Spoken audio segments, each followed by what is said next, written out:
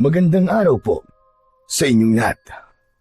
Ang kwentong inyong mapapakinggan ay tungkol kay Father Elias na isang pari na tinalikuran ang pagiging manunugis dahil sa isang mapait na nakaraan. Umalis siya sa kanilang baryo at namuhay ng tahimik sa ibang lugar. Inakala niya na natakasan niya na ang lahat, ngunit isang hindi inaasahang tao na mula sa kanyang nakaraan ang muling nagpakita sa kanya. Nang malaman niya na muling sinasalakay ng isang aswang ang kanilang baryo, ay naging matigas ang kanyang pagtanggi na makialam sa problemang yon. Ngunit ano ang bagay na malalaman ni Father Elias para magdalawang isip siya sa desisyon niyang bumalik sa pagiging isang manunugis? At ano ang lihim na kanilang matutuklasan sa totoong dahilan ng pagbabalik ng lagim sa kanilang baryo?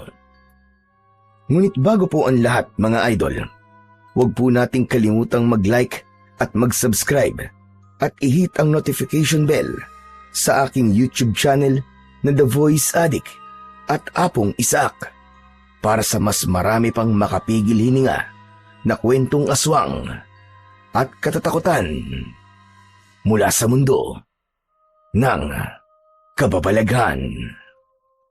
Umpisahan na po natin ang kwento.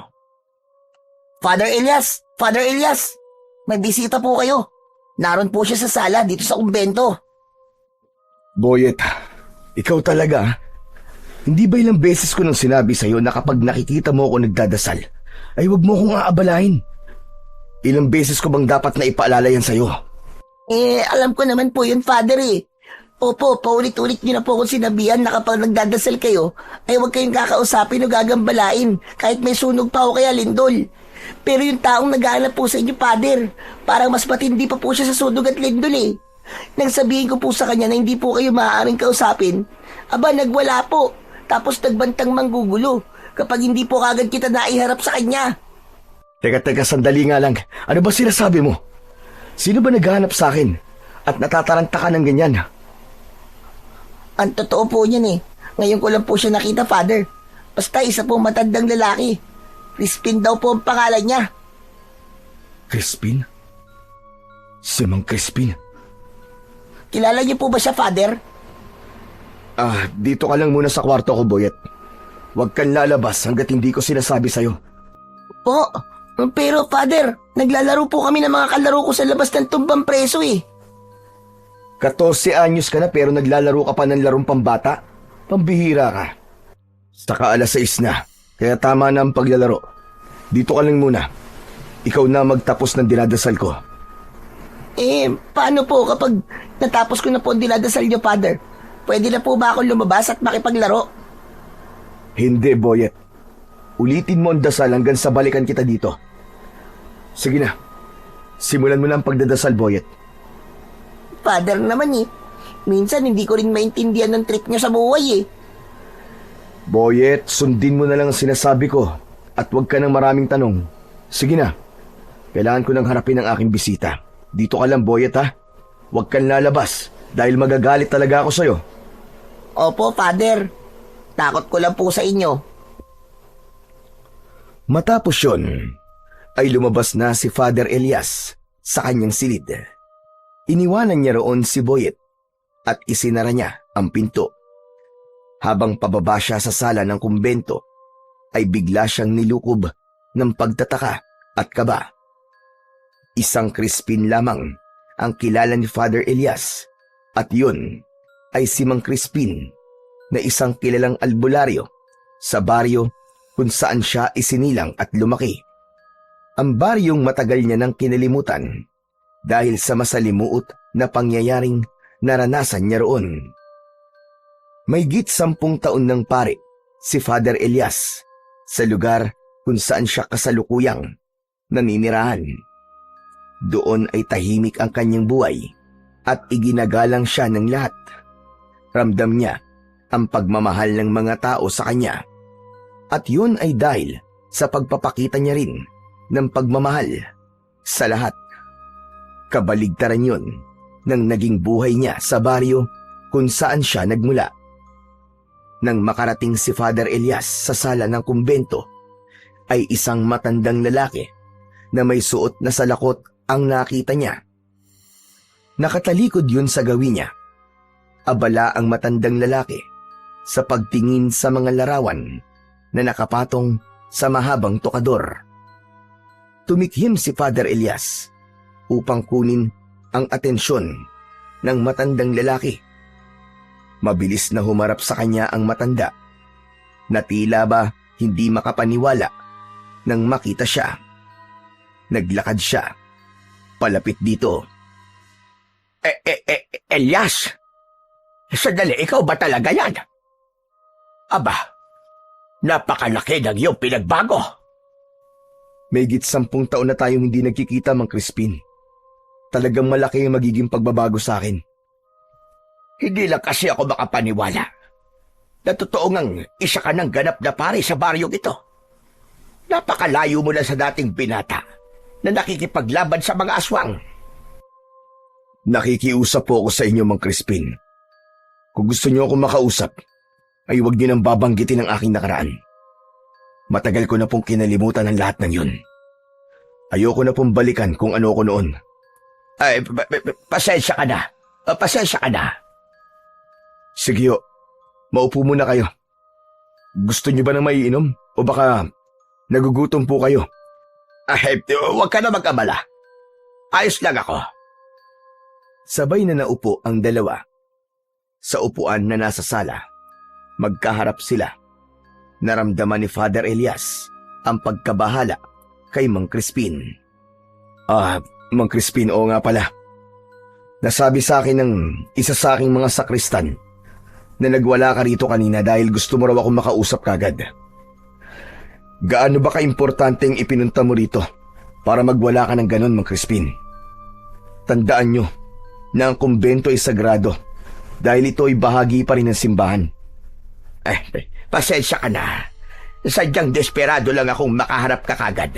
Kaya ako yung ginawa. Kilala mo naman ako, Elias.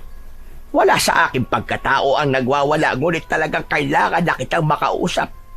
Dahil napaka-importante ng aking sasabihin sa'yo. Sabihin niyo na po ang kailangan niyo sabihin upang tayo matapos na rito.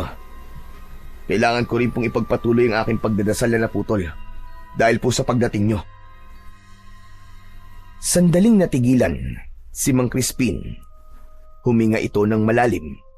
Halata ang tensyon na nararamdaman ng matandang lalaki dahil sa bahagyang panginginig ng mga kamay nito. Diretsyong tumingin ang matanda sa mga mata ni Father Elias bago ito muling nagsalita. Elias, kailangan na baryo natin ang tulong mo. May isang napakalakas na aswang ang ngayon ay nanggugulo sa ating baryo. Mang Crispin, simula nang umalis ako sa baryong yun, ay iniwan ko na rin doon ang pagiging manunugis ko. Isa pa pari na ako ngayon. At ang pagkitil po sa buhay ay labag sa akin sinumpa ang tungkulin. Labag pa rin ba? Kahit marami ng buhay ang kinuha ng mga aswang na yon. Elias, ikaw lamang ang kilala ko na kaya makipaglaban sa kahit na anong uri ng aswang. Gaano man ito kalakas o kabangis. Sigurado ko na matatalo at mapapatay mo siya. Pasensya na po, Mang Crispin. Pero hindi na po ako babalik sa baryong yun.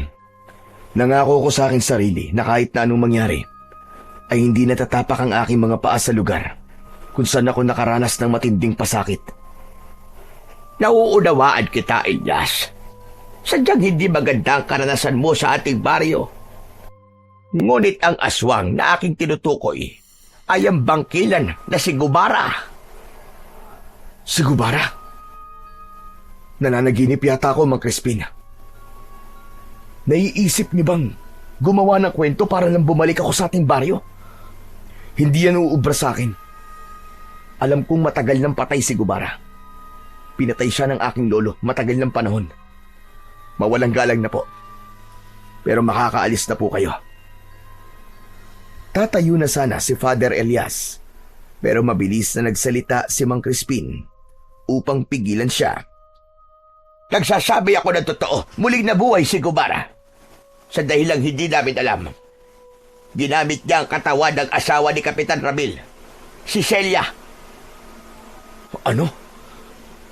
Paano nangyari yun? Kahit kami, ay hindi rin alam ang kasagutan kung paano yun nangyari. Sumapi ang kaluluwa ni Gubara kay Celia. Kaya nagkaroon siya ng katawan. Kaya ngayon, ay muling naghahasik ng lagim at kamatayan si Gubara sa baryo natin, Elias. At ang kapatid mong si Amara, siya ang nangunguna sa pagprotekta sa mga tao. Pakiramdam ko, iniisip ni Amara na dahil nasa pamilya siya ng mahuhusay na manunugis, ay may responsibilidad siyang labanan si Gubara at siguruhing ligtas sa mga tao. Bakit naman yun gagawin ni Amara? Wala siyang kasanayan sa pakikipaglaban sa mga aswang, lalo na sa isang kagaya ni Gubara na isang bangkilan. Masyadong matapang ang kapatid mo na yon, Elias. Hindi na ako nagtataka dahil magkadugo kayo. Kaya kung ayaw mo mapahamak ang nag-iisa mong kapatid, ay babalik ka sa ating baryo para tuluyang wakasan si Gubara. Sandaling nag-isip si Father Elias. Bumalik sa alaala niya ang pinakamasakit na pangyayari na naranasan niya sa kanilang baryo. Si Father Elias ay mula sa pamilya ng mahuhusay na manunugis.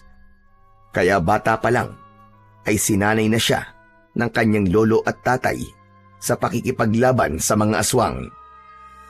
Nang mamatay ang tatay niya dahil sa malubhang sakit, ay napunta kay Father Elias ang pagiging punong manunugis sa kanilang baryo. Matapos kasing patayin ng kanyang lolo si Gubara, ay nanghina na ito. Hanggang isang malakas na aswang ang umatake sa baryo nila. Magkatulong na nilabanan ni na Father Elias at ng lolo niya ang naturang aswang. Kahit nakita ng mga tao na nahihirapan at sugatan na sila, ay wala man lang tumulong sa kanila ni isa. Kahit anong pakiusap ang ginawa ni Father Elias noon, ay tila bingi ang mga tao. Napatay man ni Father Elias ang aswang, ay napatay din ng aswang ang lolo niya. Naputol ang pagbabalik tanaw ni Father Elias nang muling nagsalita si Mang Crispin. Alam kong malaki ang tampo mo sa ating baryo. Pero Elias, kailangan talaga namin ang tulog mo. Masyadong malakas si Gubara. Hindi namin siya kaya.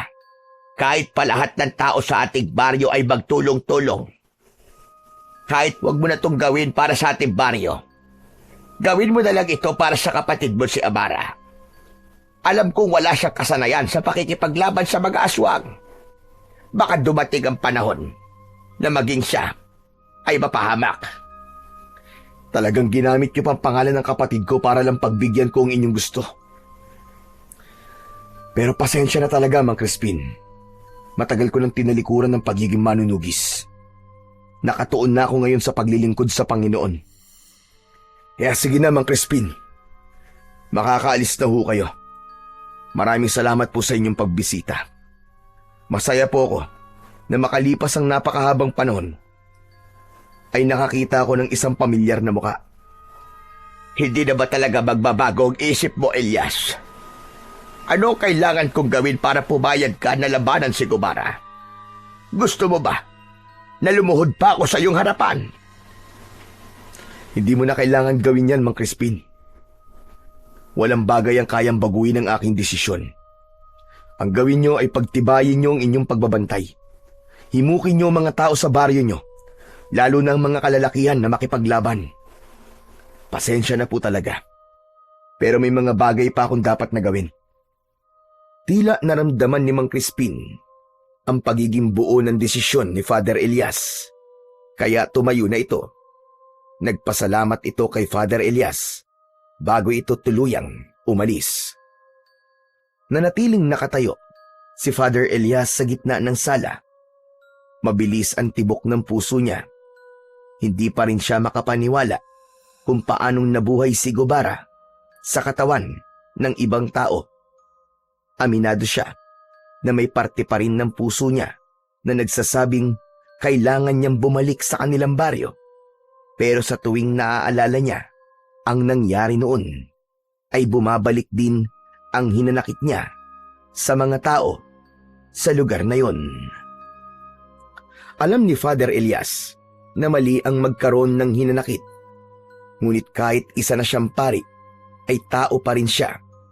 May damdamin pa rin siya, gaya ng pangkaraniwang tao. At naniniwala siya na kung tinulungan lang sana sila ng mga tao noon, ay sigurado siya na buhay pa rin sana hanggang ngayon ang kanyang mahal na lolo. Pagsapit ng 7:00 ng gabi, ay magkasama ng nagsasalo sa hapunan sina Father Elias at ang batang si Boyet. Pritong tilapia at tinola ang kanilang ulam. Si Boyet ay isang binatilyo na dating palaboy. Wala itong pamilya at walang permanenteng tahanan. Madalas itong pagkatuwaan ng mga tao, kaya naawa rito si Father Elias. Hanggang sa nagdesisyon siyang ampunin ito at gawing sakristan. Pinag-aaral niya rin ito upang magkaroon ng direksyon ang buhay nito. Father, totoo ba yung narinig kong pinag-usapan nyo kanina ni Mang Crispin? Dati kang manunugis ng mga aswang? Sabi ko na nga, be. Hindi mo sinunod ang aking sinabi sa'yo. Lumabas ka pa rin ng kwarto. At ang matindi pa, nakinig ka pa sa usapan ng ibang tao. Pasensya ka na, Father, ah. Hindi ko na kasi napigilan na alamin kung sino ba yung bisita mo kanina eh. Halatang halata kasi na ayaw mo malaman kung sino siya eh. Mas lalo tuloy lumaki ang kagustuhan kong makilala siya. Hindi ka na talaga marunong makinig sa akin, ha? Hindi ka na kagaya nung dati. Nakikinig pa rin naman ako sa inyo, Father eh. Kanina lang talaga hindi. Pero totoo po ba yung mga narinig ko kanina, Father? Dati kayo manunugis at pinapabalik kayo nung Mang Crispin sa inyong baryo para makipaglaban dun sa nabuhay na namang aswang na si... Ano nga bang pangalan nun? Gubara.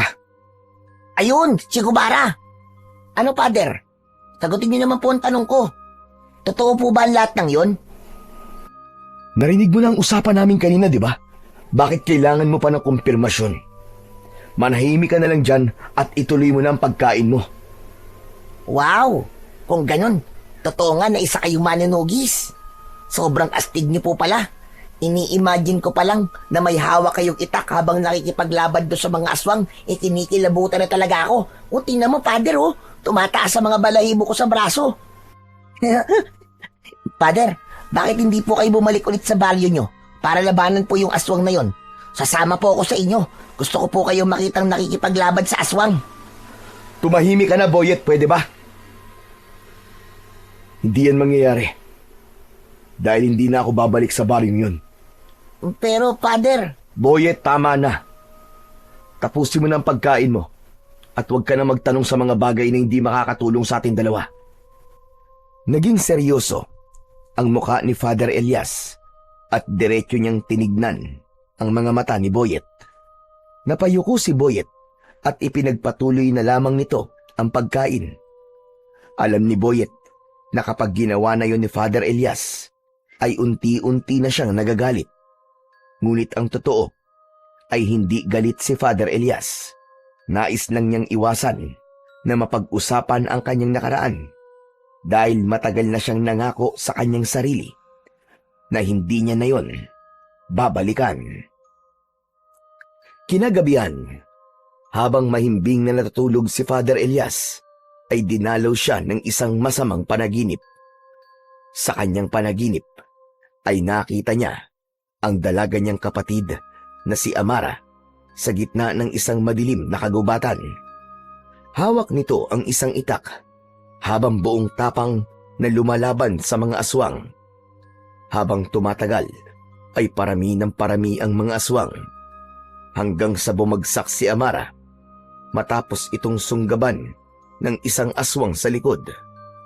Sunod-sunod na ang mga aswang na umatake kay Amara. Umalingaw-ngaw sa buong kagubatan ang kalunos-lunos na sigaw ni Amara habang umihingi ng tulong kay Father Elias. Amara! Amara! Napabalikwa si Father Elias nang magising siya mula sa panaginip na yon. Habol niya ang paghinga at tagaktak ang malamig na pawis na tumutulo sa kanyang noo. Nagulat siya at muling napasigaw nang bumukas ang pinto ng kanyang silid. Pumasok si Boyet na may dalang kandila kaya inakala niya na isa itong multo. May pag-aalangang lumapit si Boyet kay Father Elias. Father Elias, ano po nangyari? Bakit ka po sumigaw? May magnanakaw bang nakapasok? Nasaan po? Humanda siya sa akin dahil makakatikim siya ng karate ko. Kung makapagsalita ka ng karate, parang marunong ka talaga nun ah. Mas natakot pa nga ako sa pagdating mo eh. Pambihira ka, akala ko multo ka na nangihingi ng hustisya. Aray, grabe ka talaga sa akin, Father Elias ha. Minsan iniisip ko tuloy, hindi kayo totoong pare eh. Masyado pong pasmado ang bibig nyo eh. Lumabas ka na nga ng kwarto ko, Boyet. Bumalik ka na sa silid mo at matulog ka na. Pero bakit nga po kayo sumigaw, Father? Yung sigaw nyo po kasi parang takot na takot po kayo eh. Wala ito. Nanaginip lang ako ng hindi maganda. Ano po napanaginipan nyo, Father? Kwento nyo naman po sa akin, makikinig ako. Boyet, ayoko magkwento ngayon. Sige na, iwan mo na ako. Okay lang ako. Sure po ba kayo, Father? Oo, huwag ka nang makulit, Boyet. Lumabas na si Boyet ng kwarto ni Father Elias. Nang mag-isa na siya, ay umayo siya ng higa, pero hindi na siya nakabalik sa pagtulog. Inalala niya ang nakababata at nag-iisa niyang kapatid na si Amara. Naisip niya na may posibilidad na magkatotoo ang panaginip niya na yun dahil sinabi ni Mang Crispin na si Amara ang nangunguna sa pakikipaglaban sa aswang na si Gubara. Kinabukasan ng umaga, nakatayo si Father Elias sa harapan ng mga tao sa loob ng simbahan. Nagtungo siya sa gitna at sinimulan niya ang kanyang homily. Mga kapatid, pakinggan natin ang sinasabi sa sulat ni San Pablo sa mga taga-Efeso. Kabanata 4, talata 31 hanggang 32. Alisin niyo ang lahat ng galit, puot at panlilibak at lahat ng masasamang hangarin.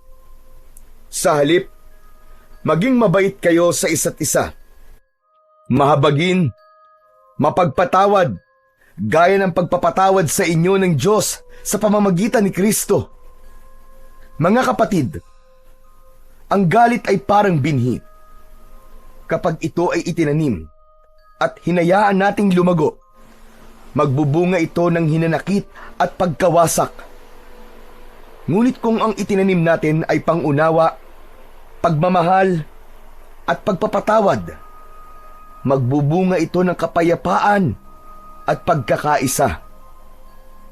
Mga kapatid, huwag nating hayaang mabulok ang ating mga puso sa puot dahil walang kabutihang naidudulot ito. Ang Diyos ay hindi nagtatanim ng galit, kundi ng pag-ibig. At yun ang dapat nating tularan.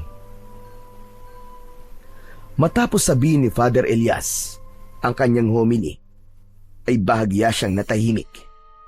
Bumigat ang kanyang dibdib at tila sumaksak ang sarili niyang mga salita sa kanyang isipan. Naalala niya ang gabing nakipaglaban sila ng kanyang lolo laban sa mga aswang, at kahit nakita ng mga tao na kailangan nila ng tulong, ay walang tumulong sa kanila. Hindi sinasadyang nahagip ng mata niya si Mang Crispin na nasa huliang hanay ng upuan. Matiim yung nakatingin sa kanya na para bang alam nito na tinamaan siya sa kanyang mga sinabi. Matapos ang misa ni Father Elias, ay isa-isa nang umalis ang mga tao. Nasanay na siya na hindi siya umaalis sa unahan. Hanggang sa wala ng tao ang nasa loob ng simbahan. Halos lahat ng mga tao ay umalis na, maliban kay Mang Crispin na nakaupo pa rin. Tumalikod na si Father Elias para magtungo sa kumbento, pero hinabol siya ni Mang Crispin at naabutan siya nito sa sala ng kumbento.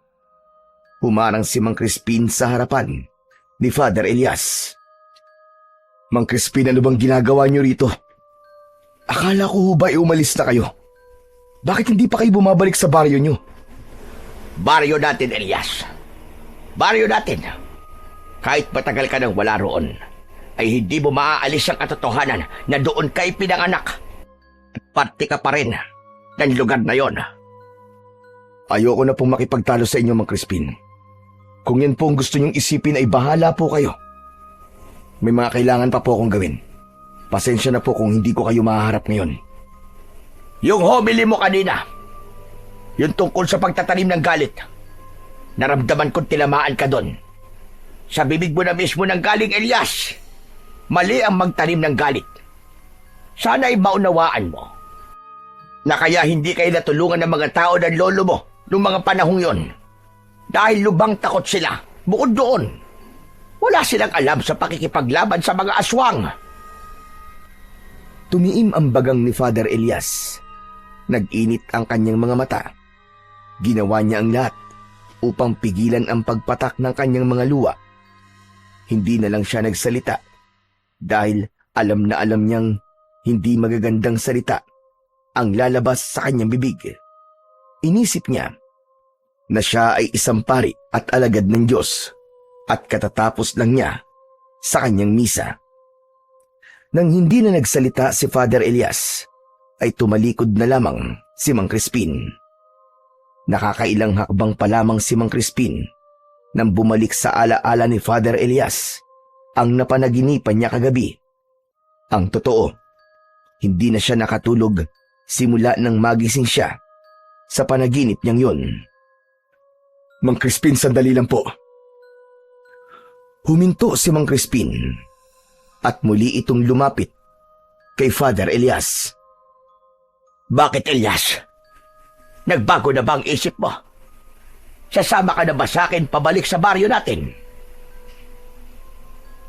Mang Crispin, totoo ba ang sinabi mo na nangunguna si Amara sa pakikipaglaban kay Gubara? Totoo yun. Totoo ang sinabi ko sa'yo. Kahit ako'y nagulat ng pangunahan ni Amara ang pakikipaglaban kay Gubara. Nasabi ko na sa'yo ang maaaring dahilan niya. Bakit mo nga pala naitanong yan bigla? Ang totoo po kasi niyan, napanaginipan ko po si Amara kagabi. Nakikipaglaban po siya sa mga aswang tapos pinatay siya ng mga aswang. Mang Crispin, natatakot ako sa maaaring mangyari sa kapatid ko sa ginagawa niya. Kaya nga kailangan mo sumama sa akin, Elias. Kailangan mong tulungan ang kapatid mo. Nakikiusap ako sa iyo. Sandaling nag-isip si Father Elias. Si Amara na lamang ang nag-iisang kadugo niya. Kahit natiis niya na wag itong makita ng ilang taon, ay mahalaga pa rin sa kanya ang kapatid niya. Sige po. Sasama na po ako sa inyo. Pero kailangan niyo akong bigyan ng ilang araw dahil kailangan kong makahanap ng pari na pansamantalang papalit sa akin dito. Hindi po ako maaaring umalis dito ng basta na lamang. Salamat. Salamat, Elias. Hindi mo alam kung gaano ako kasaya sa desisyon mo na yan. Huwag ka mag-alala. Dahil hihintayin kita. Sabay tayong babalik sa baryo natin at sigurado ko na ikaw ang tatapos sa kasamaan ni Gubara.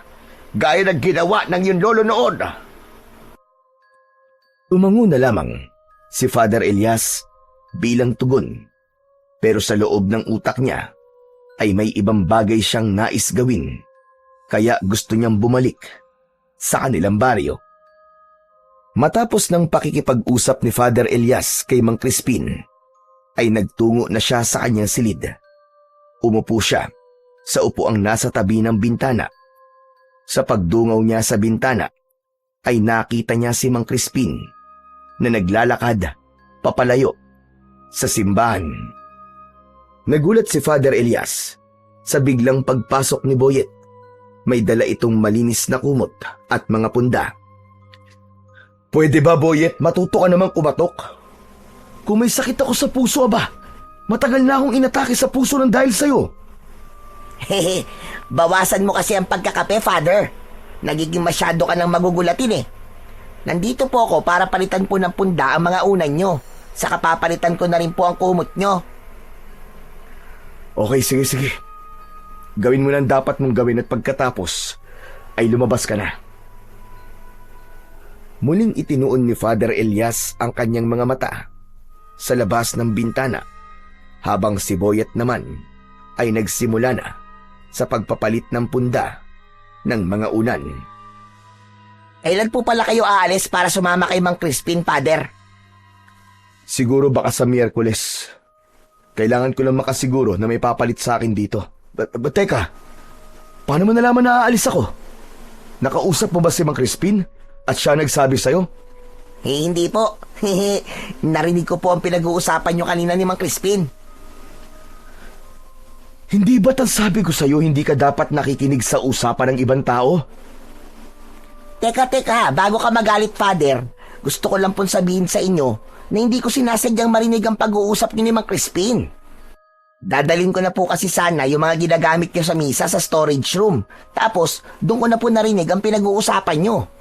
Hindi ko po yung sinasadya, maniwala po kayo. Kahit na, Boyet. Dapat ay umalis ka na lang para hindi mo narinig ang pinag-uusapan namin. Pero Father, babalikan na po ba talaga sa baryo nyo?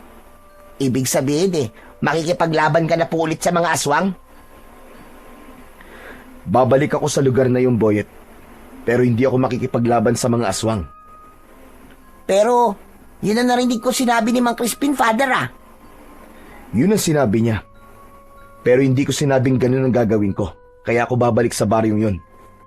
Babalik ako ron para kunin ang kapatid ko na nakikipaglaban sa aswang. Dadaling ko siya rito para makasigurado ko na ligtas siya. Pero Father Elias, para pong pinaasa niyo lang po si Mang Crispin kung ganon. Ang akala niya po kasi, kaya kasasama sa kanya dahil makikipaglaban ka ron kay Gubara. Hindi po ba kayo mismo nagsabi sa akin na masama po magsinungaling? Alam ko, Boyet. Alam kong mali ang magsinungaling. Pero alam ko rin na mapapatawad ako ng Diyos sa ginawa ko dahil maganda ang aking intensyon. Okay po, sabi niyo Pero, pwede po ba akong sumama sa inyo, Father? Para po makapagbakasyon ako kahit sandali lang. Palagi na lang po kasi ako nandito sa simbahan Wala naman po akong ibang lugar na napupuntahan. Hindi bakasyon ang ipupunta ko ron, Boyet. Dito ka lang. Wala ka rin namang maitutulong sa akin doon. Aba, pwede po ako magdala ng mga dadali nyo. Pwede niyo po akong utusan kung kinakailangan. Saka, hindi po ako sanay na malayo sa inyo, Father Sige na po, isama niyo na po ako. Mamimiss ko po kayo Panigurado na magiging masaya ako kapag sumama ako sa inyo. Ay, nako. Sige na. Oo na, payag na ako na sumama ka sa akin. Pero tandaan mo na ayoko magpapasaway ka ron, ha? Hindi ka pwedeng mawala sa paningin ko at lahat ng sasabihin ko ay kailangan mo sundin. Nagkakaintindihan ba tayo? Yun lang po pala Yakang-yaka ko pong gawin yun. Bahagyang napangiti si Father Elias sa kasiyahan na ipinakita ni Boyet. Kahit makulit si Boyet at madalas itong nagpapasaway, ay mahalaga pa rin ito sa kanya. Parang anak na ang turing niya rito at wala siyang ibang nais kundi ang ikabubuti at kasiyahan nito. At kung ang pagsama nito sa kanya sa baryo kung saan siya magtutungo ay magpapasaya rito, ay handa siyang isama ito roon. Agad na nagtungo at nakipag-usap si Father Elias sa kanilang obispo upang humingi ng pahintulot para makapagbakasyon siya ng 1 linggo. Ipinaliwanag niya na may kamag-anak siyang namatay at humingi siya ng tulong dito na magpadala ng pansamantalang kapalit na pari sa kanyang parokya. Ilang araw ding naghintay si Father Elias bago dumating ang itinalagang pari na pansamantalang hahalili sa kanya upang magpatuloy ng mga misa at gawain sa simbahan. Nang matiyak niyang maayos na ang lahat at walang maiiwang responsibilidad na nakabinbin, ay nakahinga na siya ng maluwag at inihanda na niya ang sarili para sa nalalapit niyang pagbabalik sa kanilang baryo. Isang gabi, abala si Father Elias sa pag-iempake ng mga gamit na dadalhin niya sa pag-alis nila mamayang madaling araw. Huli niyang inilagay sa kanyang traveling bag ang Biblia at rosaryo. Matapos niyang mag-empake, ay may kumatok sa pinto ng kanyang kwarto. Bumukas yun at pumasok si Boyet. Father Elias, tapos na po ako mag-empake. Hindi ko na po dinamihan ang dinala kong damit kasi ang sabi niyo po, ilang araw lang naman tayo ron. Oo, Boyet. Basta makumbinsi ko ang kapatid ko na sumama sa atin, babalik na agad tayo rito. Pero Father, sigurado po ba kayo na sasama po sa atin ang kapatid niyo? Hindi po ba siya po ang nangunguna sa pakikipaglaban sa aswang sa baryo niyo? Mas matanda ako sa kanya at naniniwala ako na makikinig siya sa akin. Alam kong alam niya na gagawin ko to dahil ayoko mapahamak siya. Eh si Mang Crispin, Father. Anong tungkol kay Mang Crispin, Boyet? Hindi po ba kayo inuusig ng konsensya niyo? Kasi nagsisinungaling po kayo sa kanya. Asang-asa pa naman siya sa inyo na makikipaglaban kayo ron kay Gubara. Kawawa naman siya, Father. Mas kawawa ang kapatid ko, Boyet, kapag namatay siya sa kalaban niyang aswang. Talagang patay kagad, Father? Hindi pa pwedeng mapahamak muna? Alam mo, ikaw na bata ka, ang dami mo talagang alam. Sige na, matulog ka na. At maaga pa tayong aalis mamayang madaling araw. Kapag ikaw hindi nagising, iiwan talaga kita. Grabe ka talaga, Father. Matutulog na nga po ako eh. Huwag niyo po akong iiwan, ha? Nagmamadaling umalis si Boyet para magtungo na sa kwarto nito. Nang mag-isa na muli si Father Elias, ay siniguro niya na wala na siyang nakalimutang ilagay sa kanyang bag bago siya natulog. Pagsapit ng madaling araw, ay lumabas na ng kumbento sina Father Elias at Boyet. Bit-bit nila ang kani-kanilang bag. Sinalubong sila ni Mang Crispin sa labas ng simbahan. Mula roon ay sumakay sila ng tricycle na naghatid sa kanila sa istasyon ng bus. Sumakay sila ng bus at nang napuno na yon ng pasahero, ay umandar na yon. Magkatabi sina Father Elias at Mang Crispin habang si Boyet ay nasa kanilang likuran. Habang nakamasid si Father Elias sa labas ng bintana, ay naririnig niya ang boses ni Mang Crispin. Sa totoo lang, suntok sa buwan ang pagpunta ko sa inyo, Elias. Hindi ako sigurado kung sasama ka sa akin o hindi. Kaya napakasaya ko ngayon dahil kasama na kitang babalik sa ating baryo. Hindi mo alam kung gaano kalaki ang tulong na magagawa mo sa aming lahat. Lalo na't ikaw lamang ang kilala kong may kakayahan na makipaglaban sa kagaya ni Gubara. Maging ako, Mang Crispin, ay hindi makapaniwala na sasama ako sa inyo. Ngunit huwag niyong isipin na ito ay gagawin ko para sa mga tao sa baryong yun. Ayoko lang may mangyaring masama sa aking kapatid na si Amara. Siya na lamang ang natitira kong kadugo. At para sa isang babae, ay hindi siya ang dapat nangunguna sa pakikipaglaban kay Gubara. Ang bagay na yun ay gawain ng isang lalaki. Sadyang nasa dugo ni Amara ang pagiging manunugis. Pinipigilan ko siya nung una. Pero matindi ang pagnanais niyang makipaglaban upang iligtas at protekta ng ating baryo. Hindi na nagsalita pa si Father Elias at ipinikit na niya ang kanyang mga mata upang hindi na siya kausapin pa ni Mang Crispin. Labis na ang konsensyang kanyang nararamdaman dahil puro kasinungalingan na ang lumalabas sa kanyang bibig. Hindi niya kasi kayang sabihin kay Mang Crispin na kaya siya babalik sa kanilang baryo ay upang kunin at ilayo roon ang kanyang nag-iisang kapatid. Makalipas ang napakahabang oras ng pagbiyahe, ay nakarating na sina Father Elias sa baryong iniwanan niya noon. Hapon na nang makarating sila roon. Sa tagal na nawala siya sa lugar na yon, ay halos wala yung pinagbago. Halos walang katao-tao sa labas, kahit hindi pa madilim ang paligid. Ramdam ni Father Elias ang takot na bumabalot sa buong baryo. May ilan na nakakita sa kanya at tinitigan siya ng mabuti mula sa malayo na parabang inaalam ng mga ito kung sino siya. Nang makarating na sila sa harapan ng bahay ni na Father Elias, ay bahagyang naluha ang pari. Samot-saring alaala ang bumalik sa kanya. Mula sa kanyang pagkabata hanggang sa tuluyan na siyang naging ganap na manunugis ng mga aswang. Halika, sigurado ko na nasa likod ng inyong bahay si Amara. Alam ko na kapag ganitong oras ay gumagawa siya roon ng mga sibat mula sa kawayan. Naunang nagtungo si Mang Crispin sa likod ng bahay. Marahan ng paghakbang na nakasunod naman dito sina Father Elias at Boyet. Nasa gilid pa lang sila ng bahay ay narinig na nila ang boses ni Amara. Mang Crispin, nakabalik na po pala kayo. Kumusta po ang lakad nyo?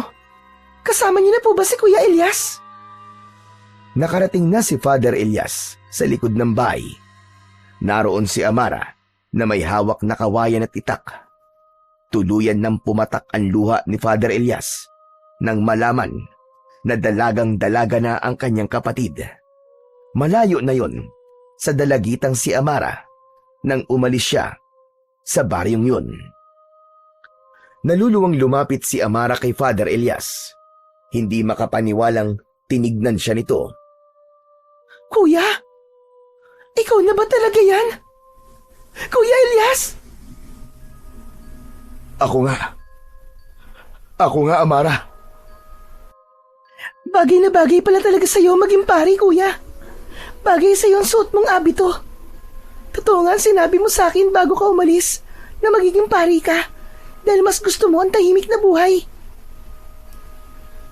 Iiwan ko muna kayo magkapatid para makapag-usap kayo. Boy at Iho, ilagay mo muna ang gamit ni Elias sa loob at sumama ka sa akin. Bigyan natin ng oras sina Elias at Amara. Sige po, Mang Crispin. Nang makaalis na si Mang Crispin at Boyet, ay mahigpit na yumakap si Amara kay Father Elias. Gumanti naman si Father Elias ng yakap sa kanyang kapatid. Matapos nilang magyakap, ay kapwa sila. Luhaan. Sobrang saya ko, kuya. Kasi nandito ka na ulit sa baryo natin. Pero sana, kuya, ay proud ka sa akin. Kasi nakaya ko mag-isang mabuhay. Patawarin mo ako kung iniwanan kita noon. Patawad kung umalis pa rin ako kahit alam ko na mabubuhay ka rito na mag-isa. Ayos lang, kuya. Dahil kasi ron, ay mas naging matapang ako. Natuto ko mabuhay nang hindi pa laging nakadepende sa ibang tao. Kaya nga sobra kitang ipinagmamalaki, Amara. Napakalayo mo na sa matatakuting dalagitan na kahit sa kidlat at kulog ay nagtatago. Naalala mo pa talaga yun, kuya. Pero maiba ko. Siguro naman, kuya, ay nasabi na sa'yo ni Mang Crispin ang nangyayari rito sa ating baryo. Si Gubara, yung malakas na bangkilan, nabuhay ulit siya. Hindi namin alam kung paano bumangon ng kanyang espiritu at sumanib yun sa asawa ni Kapitan. Kaya ngayon, may katawan na ulit siya at nag-aasik siya ng lagim dito sa ating baryo. Nakapagtataka nga ang bagay na yan. Hindi ko alam na kaya palang sumanib ng kaluluwa ng isang aswang upang magkaroon ito ng panibagong katawan. Kahit nga si Mang Crispin ay hindi rin alam ang kasagutan sa misteryong yan. Pero kuya, kaya ka ba bumalik dito ay dahil tutulungan mo kaming labanan si Gubara? Sa totoo lang, nahihirapan na kaming labanan si Gubara, kuya. Lalo na at wala namang kasanayan sa pakikipaglaban sa mga aswang ang mga tao rito. Ang pamilya lang natin ang may kaalaman pagdating sa ganung bagay. Amara, may itatanong pala ako sa'yo. Totoo ba ang sinabi ni Mang Crispin na ikaw ang nangunguna sa pakikipaglaban kay Gubara? Oo kuya, totoo yun. Nung unang beses kasing sumalaki si Gubara, ay walang kahit isang nakipaglaban sa kanya. Lahat kami nagtago. Doon ko naisip na kailangan kong tumindig at pangunahan ng pakikipaglaban dahil ang pamilya natin ay mula sa lahing mga manunugis. Kailangan na may isang magsimula upang sumunod ng marami. Ngunit nakakalimutan mo bang ikaw ay isang babae? Ang pakikipaglaban sa mga aswang ay gawain lamang ng isang lalaki. Hindi ko iniisip kung ano ang aking kasarian, kuya. Ang tanging nasa isip ko ay ang maprotektahan ng baryo natin laban sa hayop na gubarang yon. Nakalimutan mo na rin yata na namatay si Lolo dahil hindi kami tinulungan ng mga tao sa pakikipaglaban namin sa isang aswang. Ano't nais mo pa rin protektahan ng mga tao sa lugar na to? Dahil mahal sila ni Lolo. Mahal ni Lolo ang mga tao sa baryo natin, kuya. Alam ko na namatay si Lolo na masaya dahil sa kahuli-hulihan niyang hininga ay nagawa niya ang gusto niya at nakakapagpasaya sa kanya. At yun ay ang protektahan ng baryong ito. Biglang natahimik si Father Elias sa sinabing yun ng kanyang nakababatang kapatid na si Amara. Pakiramdam niya tuloy kahit isa siyang pari ay napakasama niya dahil mas mapagtanim siya ng sama ng loob kumpara sa kanyang nakababatang kapatid. Oo nga pala, Amara. Hindi ako naparito para makipaglaban kay Gubara. Nang malaman ko mula kay Mang Crispin na ikaw ang nangunguna sa pakikipaglaban sa aswang na yon, ay labis ako nag-alala sa'yo. Ano? Pero teka, kuya. Ano ang totoong dahilan mo? Bakit ka nandito ngayon? Dahil sa'yo, Amara. Hindi ko gustong ginagawa mong pakikipaglaban sa mga aswang. Nandito ako para sunduin ka. Isasama kita sa baryo kung saan ako nakatira ngayon. Mas ligtas ka ron at kapag naroon ka, ay mas magiging kampante ako. Pasensya na, kuya. Pero hindi ako aalis sa baryong to. Lalo na ngayon nandito na naman si Gubara. Kung makikita mo lang ang takot ng mga tao sa tuwing umaatake si Gubara, kuya, baka hindi ka na umalis dito. Baka hindi ka na umalis hanggat hindi mo napapatay ang Gubara na yon. Sa ganitong sitwasyon, hindi masamang isipin mo ang sarili mo. Sige na, mag-impake ka na at aalis na tayo ngayon din. Pasensya na, kuya. Hindi ako aalis dito. Hindi ko iiwan ng mga tao na nasa isang sitwasyon na hindi nila alam ang kanilang gagawin. Hindi matututo ang mga tao rito kung palagi mo silang tutulungan. Hindi mo ako naiintindihan, kuya. Nung umalis ka at iniwan mo ako mag-isa, ang mga tao rito ang tumulong sa akin. Takot na takot ako nung una. Pero sina Aling Clara, sina Ate Sonia at kung sino-sino pa, sila ang sumama sa akin sa bahay natin, lalo na sa gabi. Binibigyan nila ako ng pagkain araw-araw dahil alam nilang wala akong trabaho. Kung hindi dahil sa kanila, malamang ay ginusto ko na lang na sumunod kay Lolo sa kabilang buhay. Kaya itong ginagawa kong ito ay pagbawi ko sa kabutihan nila sa akin, kuya. Hindi man nakikipaglaban sa mga aswang ang karamihan sa mga tao rito, pero bumabawi naman sila sa ibang bagay. Yan sana ang gusto kong maintindihan mo, kuya. Nararapat nang nilang gawin ang lahat ng yun sa'yo, Amara. Napakalaki ng naitulong ni na tatay at lolo sa mga tao rito nung buhay pa sila. Buong buhay nila ay inilaan nila para protektahan ng baryong to mula sa mga aswang. Kahit na, kuya.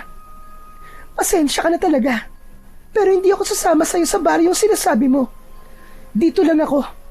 Kaya kung hindi ka naman pala makikipaglaban kay Gubara at narito ka lamang para sunduin ako, ay mas makabubuti pang umalis ka na lang.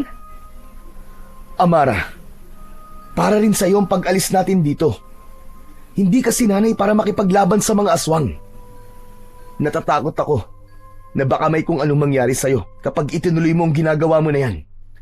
Kaya bilang nakatatandang kapatid mo, bilang kuya mo, inuutusan kitang sumama sa akin sa pag-alis ko. Pasensya na talaga, kuya. Pero buo na ang pasya ko. Dito lang ako. Poprotektahan ko ang mga tao rito mula kay Gubara. Hanggang mapatay ko na siya at bumalik na ang kapayapaan dito. Kung ganun, hindi ako aalis dito hanggat hindi ka sumasama sa akin. Mas maganda yun, kuya. Panigurado na habang buhay ka nang maninirahan dito. Dahil sa sinabi mo na yan.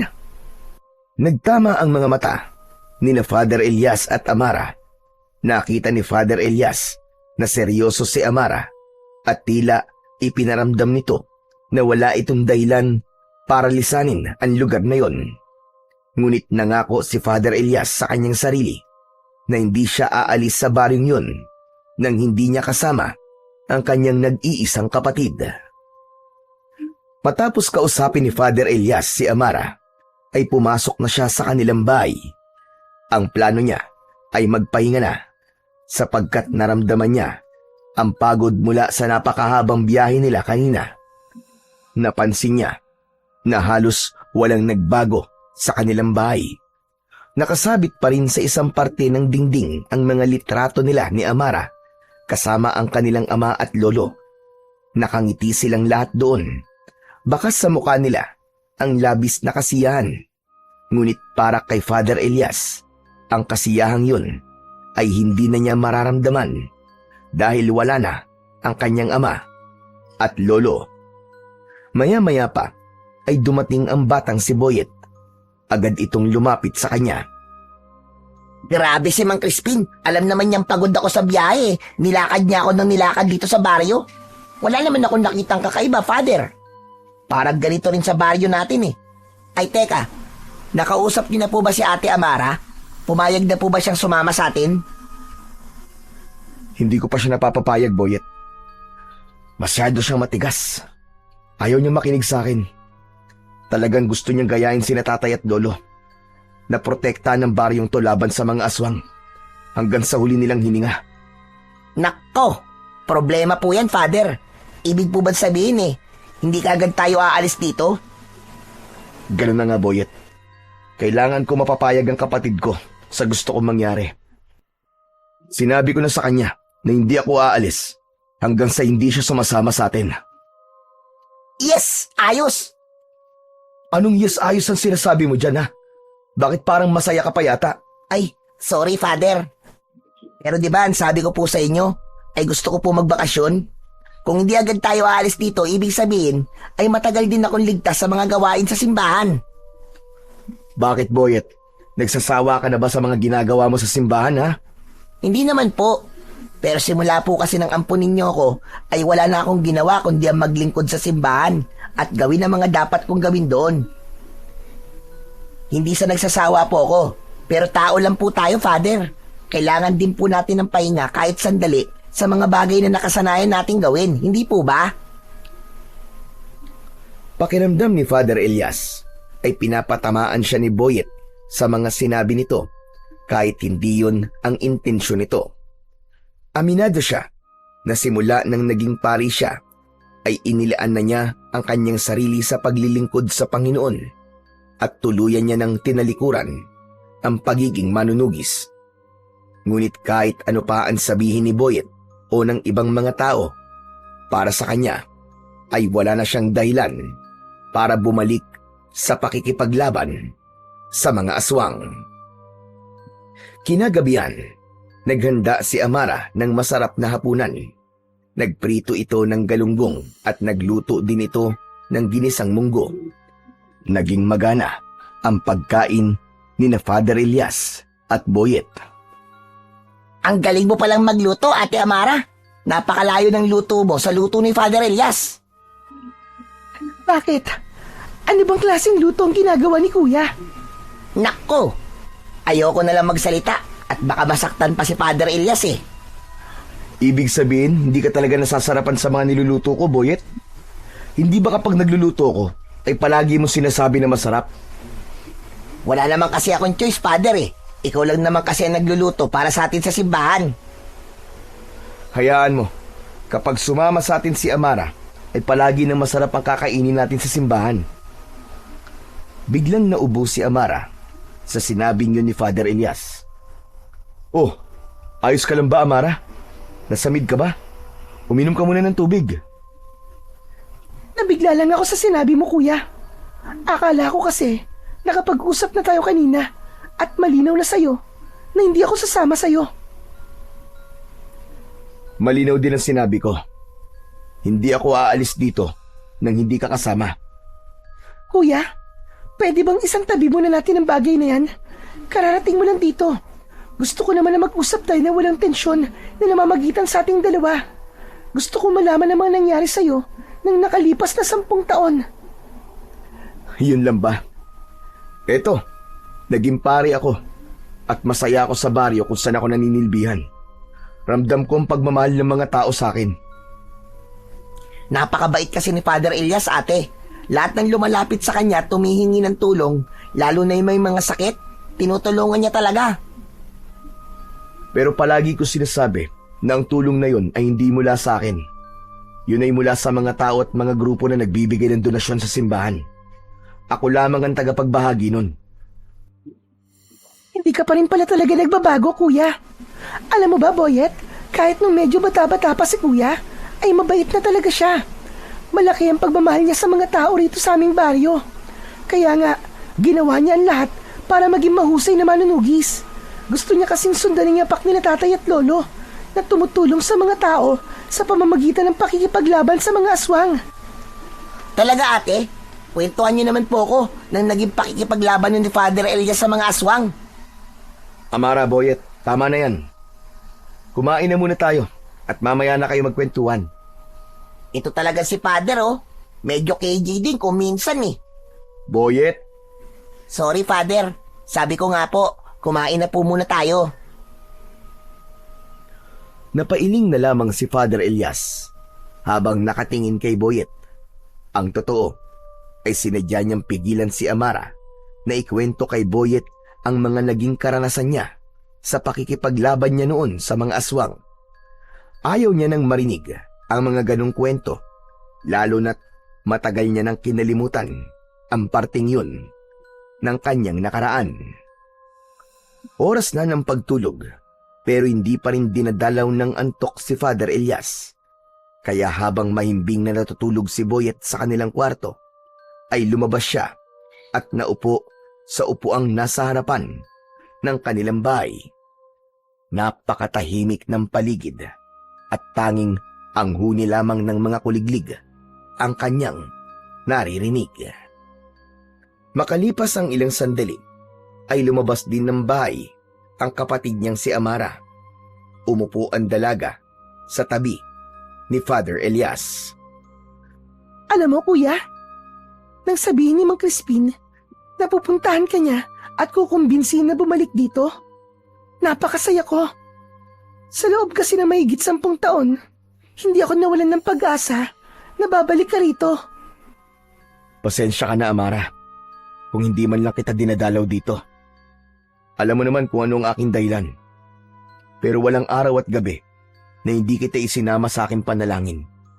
Palagi kong ipinagdadasal na sana ay maayos ka sa araw-araw at palagi kanyang protektahan. Maraming salamat, kuya. Mukhang dinidinig ng Diyos ang mga dasal mo kasi hanggang ngayon ay buhay pa ako.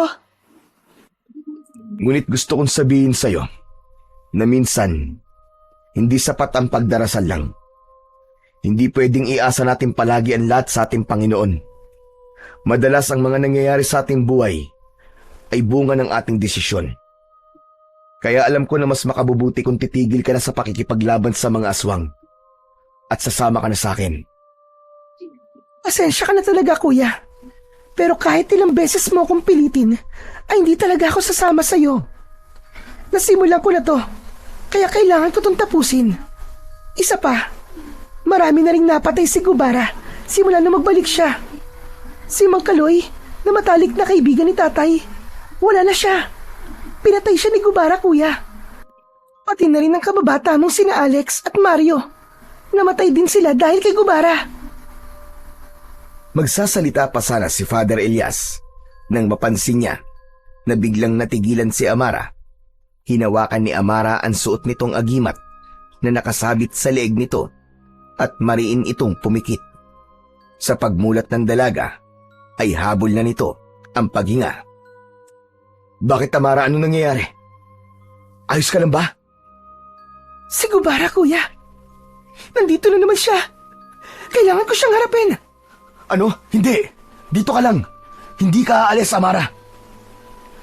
Ngunit hindi pinakinggan ni Amara si Father Elias. Nagmamadaling pumasok sa bahay si Amara at paglabas nito ay may dala na itong matalas na itak. Walang lingon-likod itong tumakbo, papalayo. Amara! Amara, bumalik ka rito! Amara!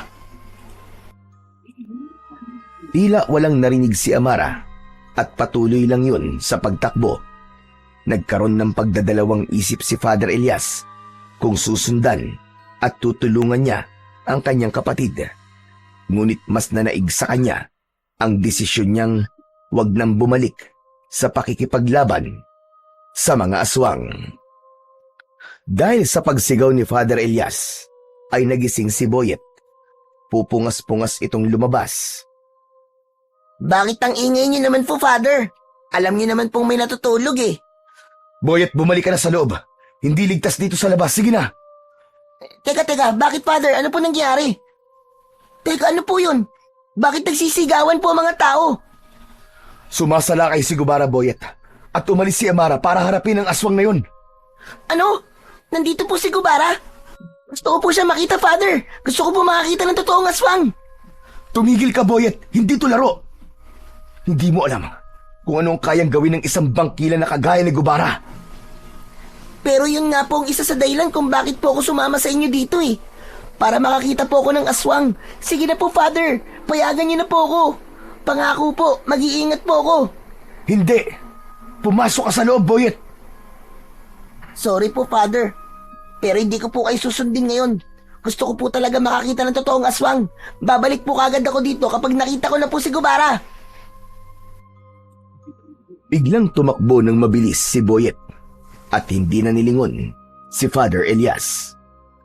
Hindi makapaniwala ang pari sa pagsuway na yon ni Boyet sa kanya at ang unang pumasok sa utak niya ay baka mapahamak ito. Kaya kahit napipilitan ay sinundan niya si Boyet upang puwersahan itong iuwi sa kanilang bahay. Nang makarating si Father Elias sa pinangyayarihan ng kaguluhan, ay nakita niya si Amara na nakikipaglaban kay Gubara. Ang aswang na si Gubara ay may nakakatakot na anyo. Meron itong malalaking pakpak na maihahalin tulad sa isang paniki. Matutulis ang mga kuko nito na parang mga patalim. Maging ang mga ngipin nito ay matutulis din. Pulang-pula ang mga mata ni Gubara na parang 2 pares ng bolang apoy. Meron itong mahaba at kulay itim na sungay. Nang makita ni Father Elias si Boyet na nakatago sa likod ng isang puno habang nanonood sa laban na nangyayari, ay agad niya itong nilapitan. Nagulat si Boyet nang hawakan niya ito sa braso. Boyet! Halika na! Umuwi na tayo! Sandali na, Father.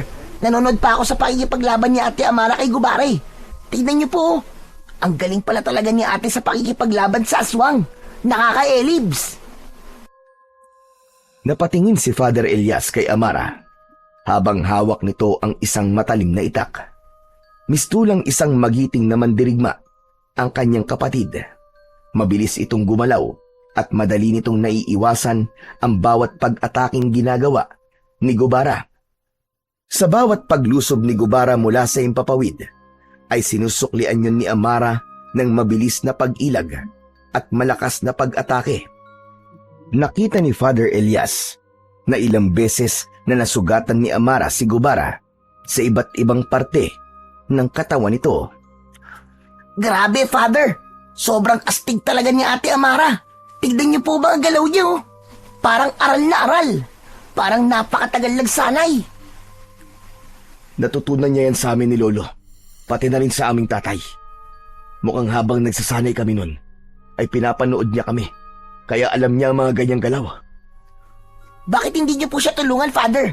Gusto ko rin pong makita na nakikipaglaban po kayo sa aswang. Sige na po, Father. Tulungan niyo na po siya. Manahimik ka, Boyet. Isa na akong pari ngayon at hindi na ako manunugis. Muling lumipad si Gubara at sumugod mula sa itaas. Naglalaway ito at galit na galit, subalit sinalubong ito ni Amara ng mabilis na saksak sa balikat. Napaatras si Gubara at lumipad yun papalayo hanggang sa tuluyan na yung nawala sa kanilang paningin. Doon na lumabas ang mga tao sa kani-kanilang mga bahay. Takot na lumapit ang mga yun kay Amara upang magpasalamat. Nang sandaling yon ay lumabas na rin sina Father Elias sa likod ng puno. Naglakad siya papalapit kay Amara at hinawakan niya ito sa braso. Kuya, Umuwi na tayo. sandali lang kuya. Nagpapasalamat pa ang mga tao sa akin. Tama na yan. Umuwi na tayo. Wala nang nagawa si Amara, kundi ang sumunod at sumama sa kuya niyang si Father Elias. Nang makarating sila sa kanilang bahay, ay nasa labas si Mang Crispin na parabang naghihintay sa kanila. May bitbit itong bayong na wala silang ideya kung ano ang laman. Nakita mo naman siguro kung gaano kahusay makipaglaban si Amara. Siguro naman, Elias, ay hindi mo na siya pipilitin na sumama sa'yo. Paalis sa baryo natin. Teka. Paano niyo po nalaman ang bagay na yan? Amara, sinabi mo ba sa kanya? Hindi. Wala akong sinasabi kay Mang Crispin. Si Boyet ang nagsabi sa akin, Elias. Bago tayo umalis sa simbahan, ay ipinaalam niya na kaya ka nagbalik sa ating baryo ay upang ilayo sa lugar na to ang iyong kapatid. Mang Crispin naman pahamak eh. Hindi po ba sabi ko sa inyo, huwag niyo sasabihin kay Father na ako nagsabi sa inyo? Yari tuloy ako ngayon. Ikaw talaga, Boyet, ha? Kahit kailan talaga puro pagpapasaway ang ginagawa mo. Huwag ka na magalit kay Boyet, Elias. Nakita mo naman, kahit nalaman ko na wala kang balak labanan si Gubara, ay isinama pa rin kita rito. Nais ko kasing makita mo mismo ang kalagayan ng ating lugar. Gusto kong maramdaman mo ang kanilang takot. Gusto kong makita mo ang tapang ng iyong kapatid. Dahil naniniwala ko na kahit matagal mo nang tinalikuran ang pagiging manunugis ng mga aswang, ay hindi ito basta-bastang mawawala sa iyong pagkatao. Gaya nga na sinabi ng iyong lolo noon, ang taong ipinanganak na manunugis ay mamamatay na isa pa ring manunugis. Iba ako, Mang Crispin. Iba ako. Hindi ganyan ang nakita ko kanina. Habang pinapanood kita habang nakikipaglaban si Amara kay Gubara. Nakita ko na gusto mo siyang tulungan at labis ang iyong pagkabanga. Huwag mong pigilan kung ano ang sinasabi ng puso mo, Elias. Maiintindihan ng Diyos kung pipiliin mong labanan at patayin ang demonyong si Gubara. Mas magiging madali ang kamatayan niya kung dalawa kayo ng kapatid mong si Amara ang makikipaglaban sa kanya. Gamitin mo ng muli ang iyong krusipiho. Mula sa bayong na hawak ni Mang Crispin, ay inilabas nito ang isang malaking krusipiho. Halos 5 dangkal niya ang haba nun. Gawa yun sa magandang uri ng metal. Napasinghap si Father Elias nang makita niya ang krusipiho. Yun ay ang kanyang kakaibang sandata laban sa mga aswang. Sa unang tingin ay masasabi na isa lamang yung normal na krusipiho. Ngunit kapag hinugot ang itaas na bahagi nun, ay lalabas ang isang mahabang patalim. Yun ay minana pa niya sa kanyang ama. Lumapit si Mang Crispin kay Father Elias. Inilapit nito sa kanya ang krusipiho. Ilayo niyo sa akin ang bagay na yan. Ayoko na yan makita. Saka paano yan napunta sa inyo? Tinapon ko na noon yan sa ilog Kinuha ko ito mula sa ilog na yung pinagtapunan. Alam ko na darating ang panahon na muli mo ito kakailanganin. Kaya itinago ko at inalagaan. Nagkakabali ka, Mang Crispin. Hindi ko na yan kailangan at kahit kailan, Hindi ko na muling gagamitin ang sandatang yan. Kuya, pakiusap. Tulungan mo akong labanan si Gubara. Oo, nagagawa ko siyang itaboy. Ngunit nararamdaman ko na habang tumatagal ay palakas siya ng palakas. Ayokong dumating sa punto na kapag sobrang lakas na siya, ay hindi ko na siya kayang labanan. Kaya bago pa niya tuluyang makamit ang buo niyang lakas, ay dapat na natin siyang tapusin. Hindi, ayoko. Hindi niyo ako mapipilit na muling maging manunugis. Hindi ako bumalik dito para makipaglaban sa aswang. Nandito ako para sunduin ka, Amara. Nandito ako para ilayo ka sa panganib at sa lugar na to. Ngunit nagulat si Father Elias nang kunin ni Mang Crispin ang isa niyang kamay at ipinatong nito roon ang kursipiyo. Naramdaman niya ang lamig nun. Mabigat yun. Pero kahit matagal niya na yung hindi nahahawakan, ay tila sanay na sanay pa rin siya na dalhin yun. Magnilay-nilay ka, Elias. Pagmasdan mo ng madalas ang sandata na ginamit mo noon para protektahan ang baryong ito laban sa masasamang elemento. Mag-isip ka ng mabuti at sa muli nating pag-uusap, kung ano man ang magiging desisyon mo, ay igagalang namin. Amara, uuwi na ako. Maraming salamat dahil muli mong iniligtas ang ating baryo mula kay Gubara. Matapos yun, ay umalis na si Mang Crispin. Naiwan sa mga kamay ni Father Elias ang kursipiho. Hindi na rin nagsalita sina Amara at Boyet. Magkasamang pumasok ang dalawa sa bahay. Naiwang mag-isa si Father Elias sa labas habang hawak niya ang sandata na napakaraming aswang na ang napaslang.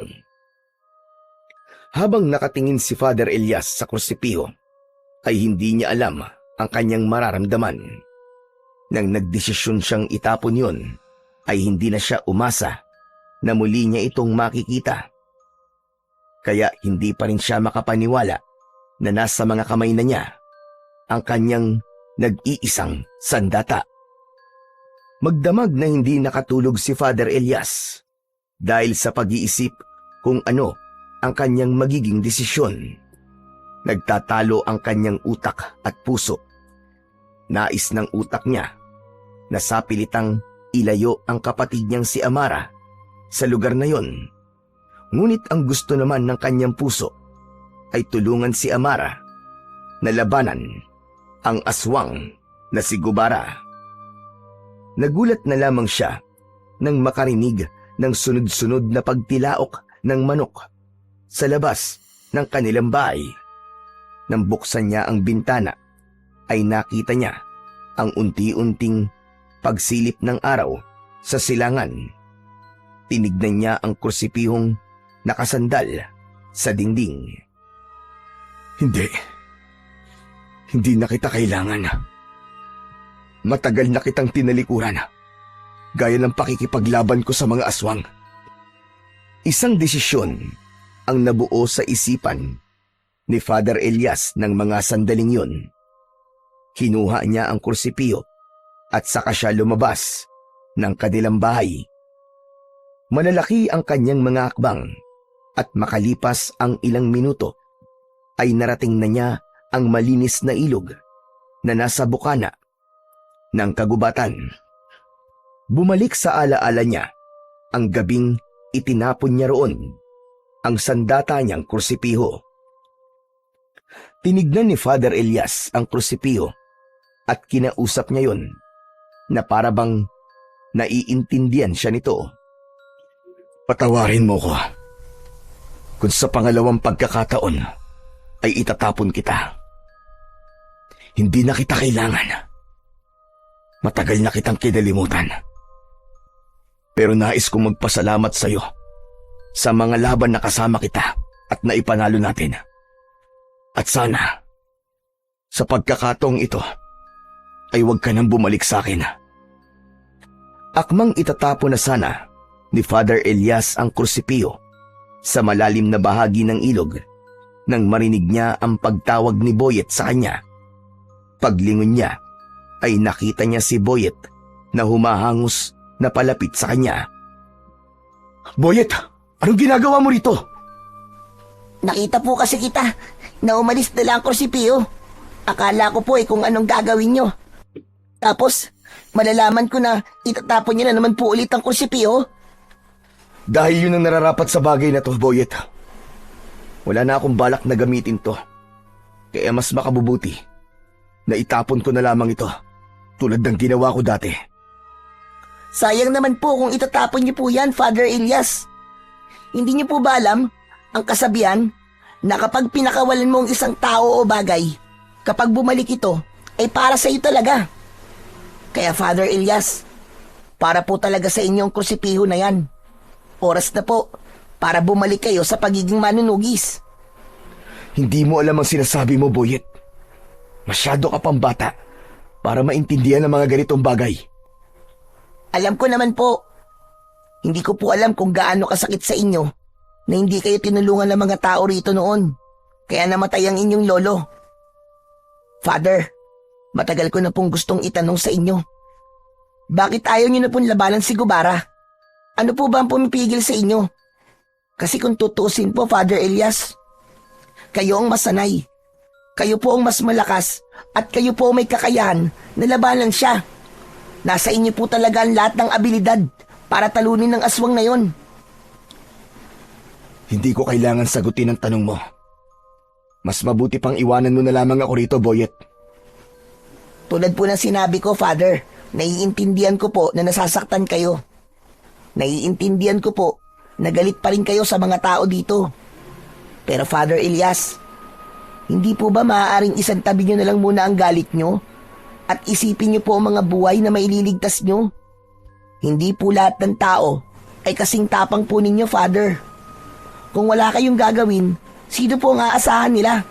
Si Ate Amara po ba? Hanggang kailan niya po kayang mag-isa, Father? Hanggang kailan niya kayang ipaglaban ng baryo habang kayo ay patuloy na pinipiling kalimutan ang tungkulin nyo? Father, hindi lang po sa Diyos kayo merong tungkulin, kundi maging sa mga tao rin. Sa mga sinabing yun ni Boyet, ay tila nayanig ang buong pagkatao ni Father Elias. Para siyang binuhusan ng malamig na tubig. Hindi siya makasagot. Ramdam na ramdam niya ang init ng kanyang dugo at ang paghigpit ng kanyang mga kamao.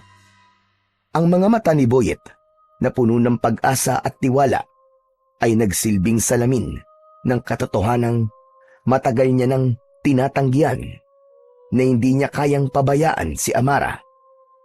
At higit sa lahat, hindi niya kayang talikuran ang kanyang tungkulin bilang isang kapatid, bilang mamamayan, at bilang alagad ng Diyos. Labis na natauhan si Father Elias sa mga sinabi sa kanya ng batang si Boyet. Hindi niya inakala na ang binatilyong kagaya nito ang magiging dahilan para maging malinaw ang kanyang pag-iisip. Hindi na niya itinuloy ang pagtapon sa sandata niyang krusipiyo. Bagkus ay bumalik siya sa bahay nila. Nadala yun. Agad siyang nagtungo sa likod ng bahay at sinimulan niyang hasain ang patalim na nakatago sa krusipiyo. Masayang pinapanood ni Boyet ang kanyang ginagawa. Nang makita ni Amara ang ginagawa na yon ni Father Elias, ay napanganga ito. Hindi ito makapaniwala na parabang panaginip lamang ang nakikita nito. Amara, ayos ka lang ba? Bakit parang nakakita ka dyan ng multo? Kuya, totoo ba itong nakikita ko? Hinahasa mo ang krusipiho? Oo eh. Napansin ko kasi na medyo hindi maganda ang pag-aalaga rito ni Mang Crispin. Kailangan ito ng maayos na pag-aasa. Pero sandali lang, kuya. Tama ba ang nasa isip ko? Gagamitin mo na ulit ang sandata mong yan? Hindi ko lang to basta gagamitin. Kundi sasamahan kita, Amara, sa pakikipaglaban mo kay Gubara. Kaya sa susunod na umatake rito si Gubara, ay hindi ka na mag-iisa sa pagharap sa kanya. Dahil dalawa na tayong makikipaglaban sa kanya. Dalawa tayong papatay sa kanya, Amara. Ano? Totoo ba ito, kuya? Baka naman binibiro mo lang ako. Kilala mo ako, Amara. Hindi ako ang klase ng tao na marunong magbiro.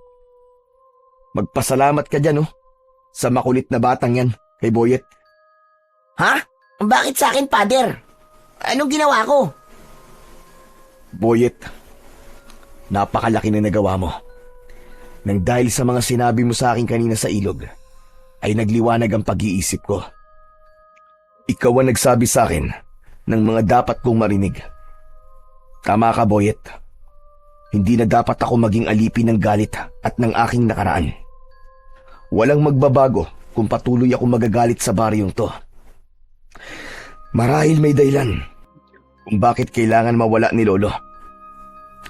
Maraming salamat sa iyo, Boyet.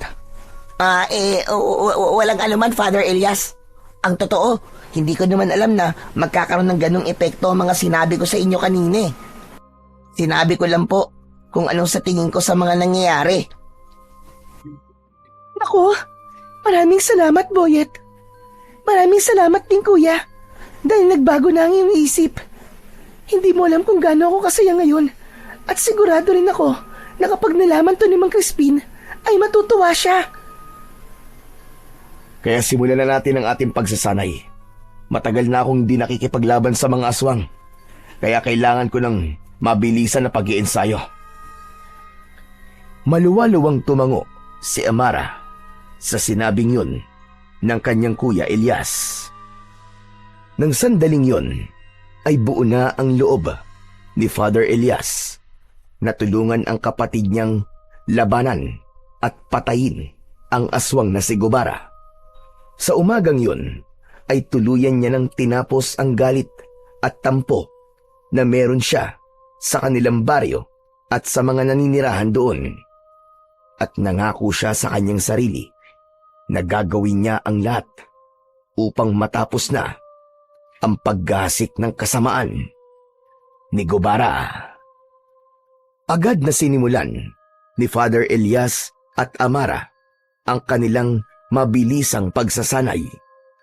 Nagtulungan sila sa pagtuturo sa isa't isa ng mga tamang galaw sa pag-atake at pagdepensa. Hindi pa rin makapaniwala si Father Elias na darating ang panahon na yon dahil hindi niya nakita na magiging isang manunugis din ang kanyang kapatid na si Amara. Habang nagsasanay ay manghang-mangha silang pinapanood ng batang si Boyet.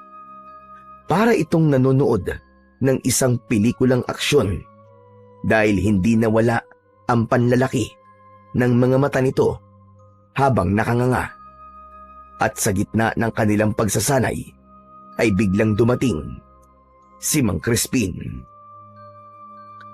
Sandaling huminto ang magkapatid sa kanilang pag-iensayo pagdating ng matandang albularyo. Sandali nga. Hindi ba ako nananaginip lang? Totoo ba talaga itong nakikita ko? Nagsasanay ka sa pakikipaglaban, Elias? Opo, alam ko na matutuwa kayo sa sasabihin ko. Mang Crispin, handa na po akong tulungan si Amara sa pagpaslang kay Gubara. Diyos ko po, salamat Panginoon ko. Dahil nagbago na ang isip mo. Napakasaya ko talaga. Sigurado ko na kung nasaan man ang iyong tatay at lolo, ay napakasaya rin nila sa desisyon mo na yan. Kaya nga po. Pero, mas masaya po sana kung nandito sila. Sigurado ko na walang magiging laban si Gubara kung apat kaming haharap sa kanya. Wala man sila rito, hindi man natin sila kasama ng pisikal, ay sigurado ko na palaging nasa tabi natin sila tatay at lolo. Nararamdaman kong ginagabayan nila tayo. Nakakagaan sa pakiramdam na pagmasdan ang inyong pagsasanay na magkapatid. Pero nandito ko, Elias. Dahil may importante akong kailangan sabihin sa inyo. Ano ho yun, Mang Crispin? Alam ko na kung paano bumalik ang kaluluwa ni Gubara. Yun ay dahil sa isang ritual na ginawa ng konsido. Nagtungo kasi ako sa libingan ni Gubara at may nakita ko roong mga kagamitan sa ritual. Alam ko na mga gamit na yon ay para sa pagtawag sa isang kaluluwa. At yun ang dahilan kung bakit mula sa impyerno na pinanggalingan nito ay nakawala ang espiritu ni Gubara. Ngunit, bakit po siya sumapi sa katawan ni Aling Celia? Ano ang dahilan? Yan ang hindi ko pa alam. Pero huwag kayo mag-alala. Dahil may ritual ako para maibalik ng tuluyan ang kaluluwa ni Gubara sa kung saan siya nararapat. Kapag nagawa ko ang ritual na yon, ay hindi na siya kailanman makakaalis sa lugar kung saan siya nararapat. Kung ganun, ay gawin niyo na po, Mang Crispin, sa lalong madaling panahon. Kung meron kaming maitutulong sa inyo, sabihin niyo lang po kagad sa amin. Malaki ang maitutulong niyo sa akin ni Amara Elias. Kailangan kasi na mamatay ang katawang ginagamit ni Gubara at kapag nangyari yon, ay saka ko lamang magagawa ang ritual na sinasabi ko. Huwag ka mag-alala, Mang Crispin. Magtutulungan kami ni Amara. Gagawin namin ang lahat upang talunin at patayin si Gubara. Pero si Kapitan Ramil, hindi ba niya kami tutulungan? Siguro ay mas makabubuti kung kakausapin ko siya. Naniniwala ako na kung mas marami kami makikipaglaban, ay mas malaki ang tsansang manalo kami. Hindi ko alam kung kaya ba niya kayong tulungan pagdating sa bagay na yan. Alam ko na labis ang kalungkutan ni Kapitan Ramil sa sandaling ito dahil nga ginamit ni Gubara ang katawan ng kanyang asawa. Lalo na't bago pasukin ni Gubara ang katawan ni Celia, ay meron itong malubhang sakit. Ngunit naniniwala ako na magtatagumpay kayo kahit dalawa lamang kayo ni Amara. Ipagdadasal ko rin na sana sa pagkakataong ito ay maibalik na natin ang kapayapaan sa baryong ito. Nang sandaling yon, ay buo na ang desisyon ni Father Elias na tapusin na ang takot ng mga tao sa baryo nila, bunga ng paggasik ng lagim ni Gubara. Ipinangako niya sa kanyang sarili at sa Panginoon na hindi siya aalis doon hanggat hindi nila napapatay ni Amara ang aswang. Kinagabihan ng araw ding yun, nasa labas ng bahay sina Father Elias at Amara. Hawak nila ang kanika nilang mga sandata. Si Boyet naman ay natutulog na. Nagbabantay ang magkapatid sa posibleng pag-atake ni Gubara. Alam mo, kuya, hindi pa rin talaga ako makapaniwala na makakasama kita sa pakikipaglaban sa aswang. Nang sabihin mo kasi na wala ka rito para labanan si Gubara, ay hindi ko na inisip na tutulungan mo ko. Kaya talagang napakasaya ko. Marami ako napagtanto sa sinabi sa akin ni Boyet, Amara. Isa na roon ang hindi kita pwedeng pabayaan na mag-isang lumaban. Magkapatid tayo, kaya dapat lang na magtulungan tayo sa lahat ng bagay. Lalo na sa ganitong pagkakataon. Napakasaya ko talaga, kuya. Nararamdaman ko na sa sandaling makaharap natin si Gubara, ayun na ang magiging katapusan niya. Naputol ang pag-uusap ng dalawang magkapatid nang matigilan si Amara. Hinawakan nito ang agimat na nakasabit sa leeg nito at saka ito tumingin kay Father Elias. Ano, Amara? Nararamdaman mo ba? Nandito na naman ba si Gubara? Oo, kuya. Nararamdaman ko siya. Tara na.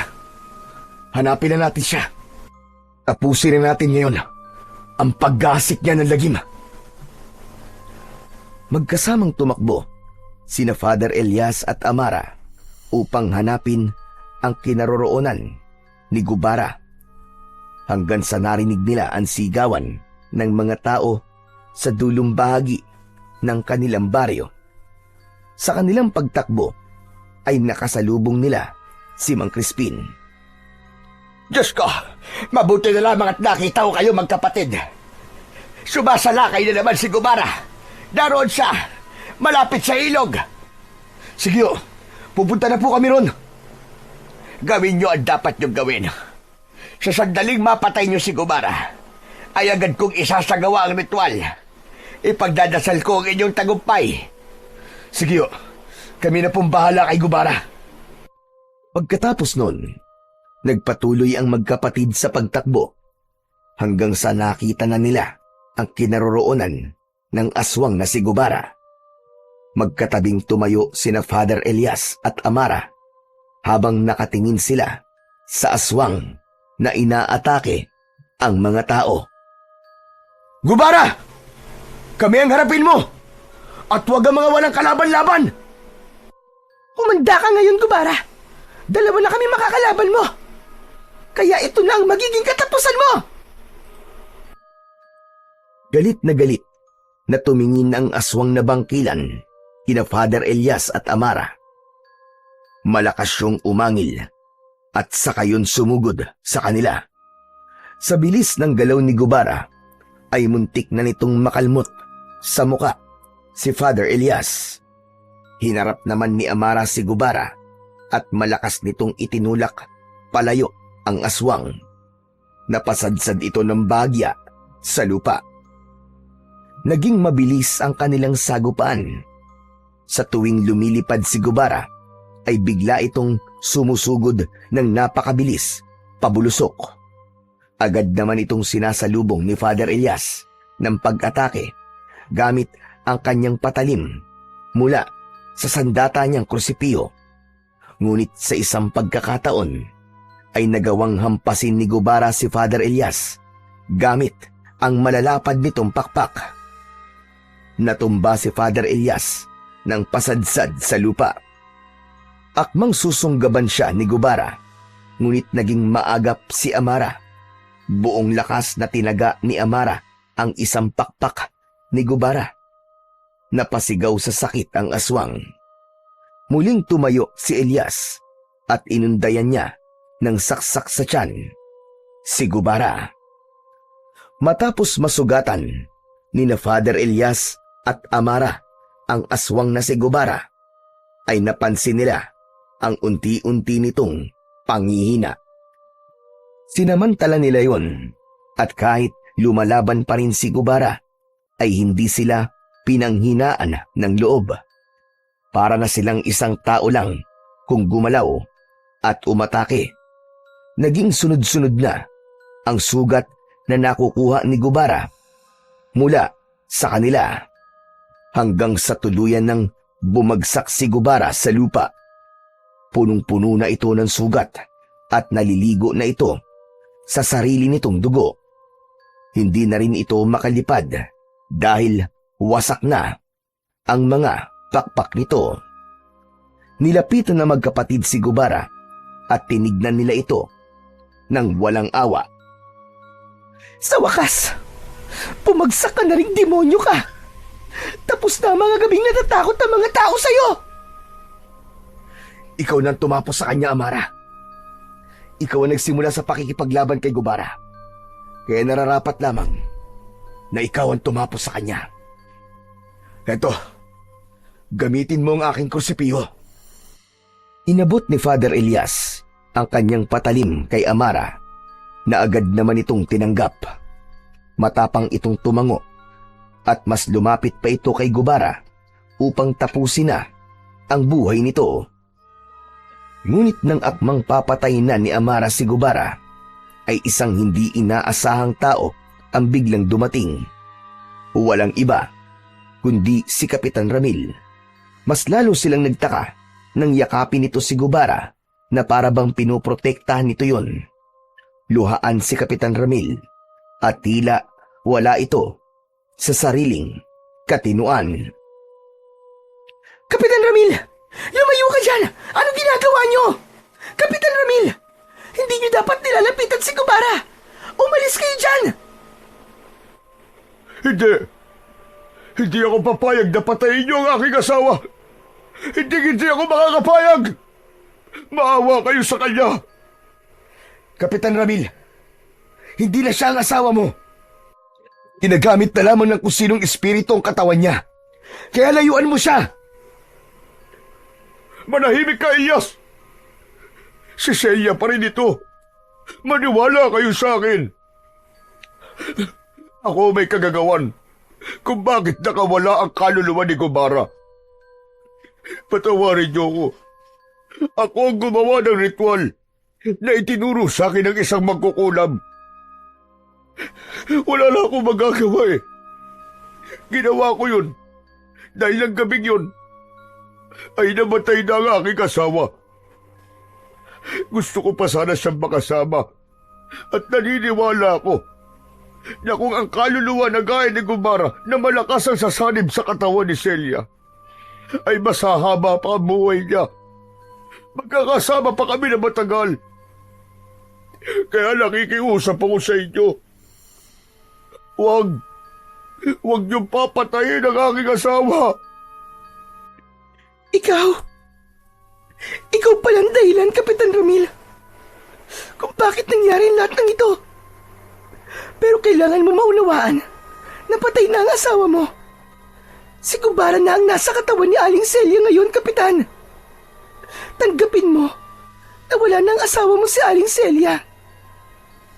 Masakit, Kapitan, pero kailangan mong tanggapin.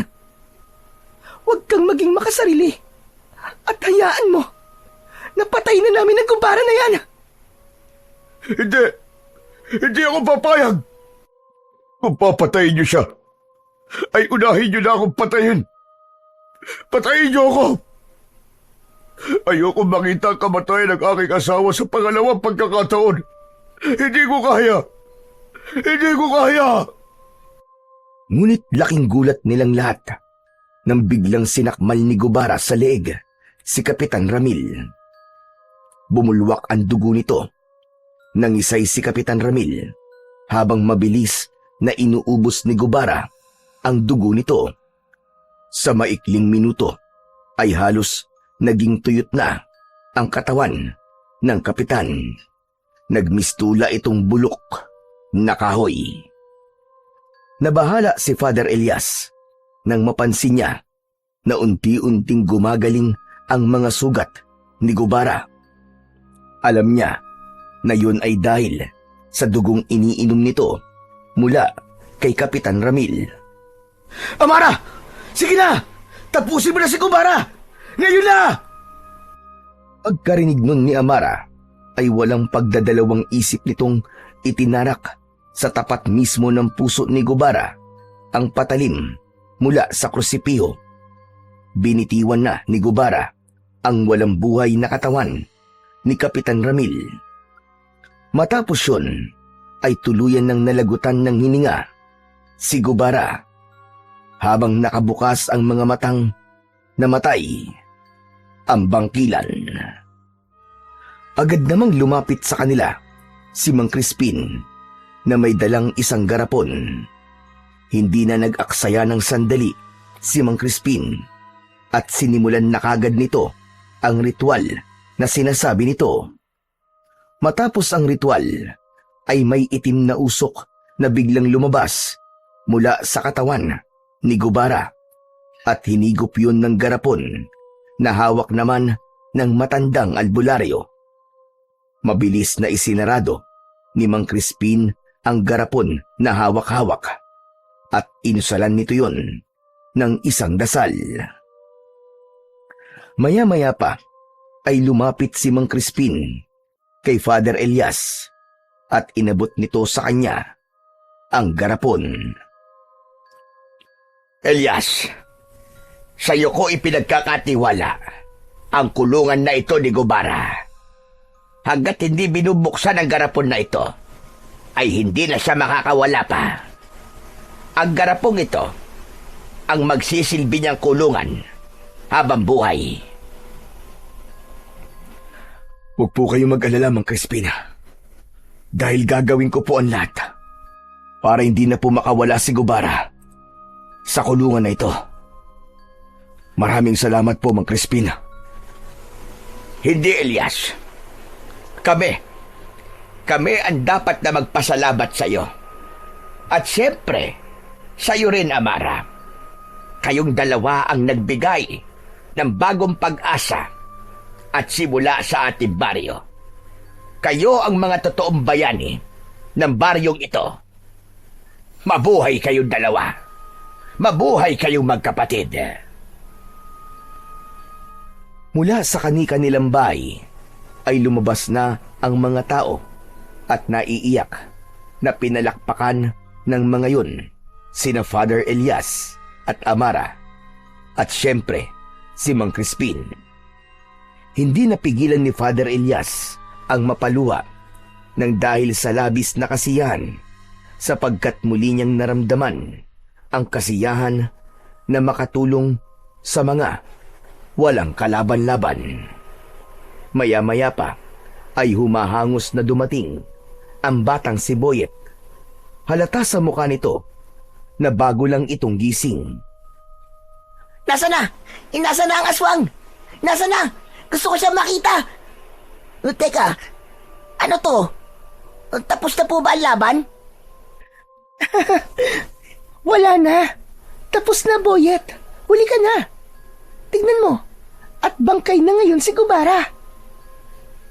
Ay nako, sayang. Malas naman talaga, oh. Pabira.